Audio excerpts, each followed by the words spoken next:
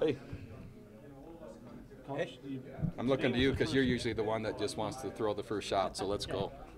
This was the first full contact, full pad practice, or not? No, we had one yesterday, Okay. so we were in full pads yesterday and full pads today.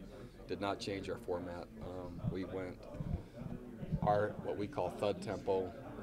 So our full pads were more for protection than anything else. Our first live contact will be Saturday. Have you got to two-a-days yet? Today, that day, or Tomorrow. Tomorrow. Tomorrow's our first day of two-a-days. However, that'll be a lighter two-a-day because our intent will be to scrimmage a significant number of plays on Saturday. What is your happiness level with Scott Arellano coming back as the Oh, starter? I like Scott a lot. Maturity is always a positive. Experience is a positive, and he's done a really nice job of leadership so far. And so I think, and from what I've seen so far in camp to this point, I'm really comfortable with what he's doing. You going to scrimmage stadium or here at the, Saturday? Stadium. Coach, 6 days in, will you assess what you're seeing from your team out there during fall camp? I like our team a lot. Practice structure is giving us more team reps than we've ever had with fewer injuries, which means we're more mature. Fewer players on the ground, which means that we can go harder, longer, with less risk. And so I think our team is progressing faster. Add a senior or a returning quarterback into that mix, that is accelerating our offensive growth. So I think I like our team. I think we look really good after however many days it's been, 6 days. How firm is Zach Stout's hold on Mike, seeing as he's been out a while? It's not firm. We have great competition at linebacker, and it's really nothing that Zach can control as he's hurt right now. So in order for him to hold the spot, or any player, this isn't Zach specifically, there's enough competition. Going back to your question, the main thing that's happening now is with competition at receiver, competition at our running back spots, competition at O-line, competition at D-line, linebacker, secondary, and when a player goes down, it doesn't take long before someone else steps in and has an opportunity, and it could be hard to get spots back. How should Manoa feel about his spot at Buck then? It's precarious, and so it's similar to as if he were injured, and that's his issues are just academically, but it's the same. Practice is going on, and guys are getting better. How do you feel about the depth at running back right now? With Algie back, I feel good. When Algie wasn't out there practicing, we were thin, and so barring injury, and when Jamal is back after game one, I like our depth a lot. Losing one running back along the way, we become thin. Bronco, today the NCAA granted autonomy to the Power 5 conferences. I don't know if you've heard that. Yeah, I was told right when I came off the field. What is your feeling on that as far as some of these rules that they want to put in, paying players, cost of attendance, stipends, things like that? So I have mixed feelings. If the true intent is to benefit the student athletes and their well-being within reason, I'm for parts of those ideas.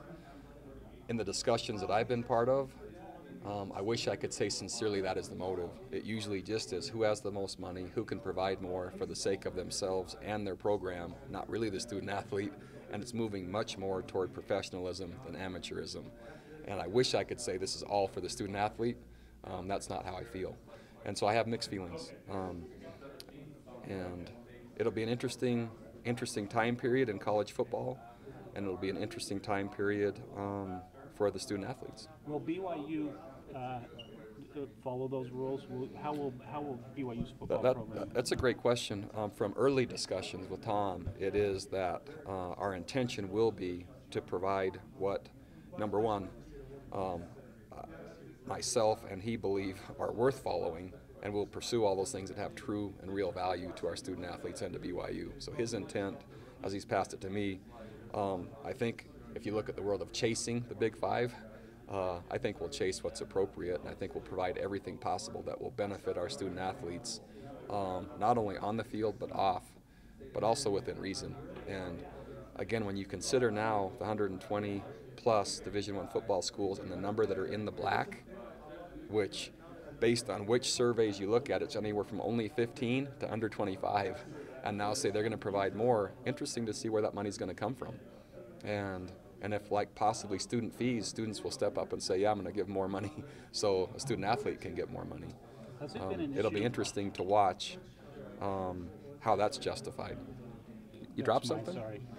So that actually disqualifies you from another question. Once you drop something, that goes to somebody else. So I'm going to go to this side now. Somebody asked him if No, sincerely, I'm going to this side now. Okay, Coach, I wanted to ask you more about your defensive situation. You've got guys that are running with the second and third unit that normally would be running with the first unit. How does that affect your preparations for week one? It really doesn't.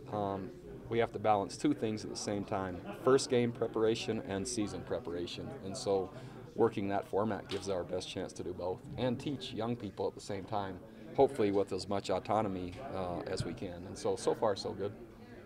Is Christian Stewart getting what you consider to be typical number 2 reps, backup More reps? More reps than most number 2s have gotten. And again, with the nature of offense we play, even though Taysom is durable, even though he is fast, even though he is tough, the chance that mobile quarterbacks could go down at some point, you have to prepare for it. And if you just look simply at our game versus Utah State last year, man, that game was very difficult on Utah State once Chucky Keaton went down. To credit to their program, they rebounded and found a way, but it does alter your plan. So we're doing our best to make sure our number 2 is getting more reps than normal in the event of that happens. Put a lot on your safeties. What has Harvey Jackson showed you that he knows how to do being a senior? So he's picking up the defense quickly. He's really, when I asked him the other day about BYU, he said, number 1, you have to be special to be here. And I asked him, what does that mean? He said, number 1, you have to want to live standards that not many people want to live. And he said, then you have to try harder than I've ever thought you could try. He said, I'm more tired now than I've ever been in my life. And so the demands on what we ask physically are high. So he's adjusting to that still, even though he's experienced. You ready for another one, Jay? Okay, good. Is that taped on? Yeah, I got Okay, it. good. As far as recruiting goes, in this, I mean, it's been coming along that we knew that this Power 5 autonomy was going to be granted.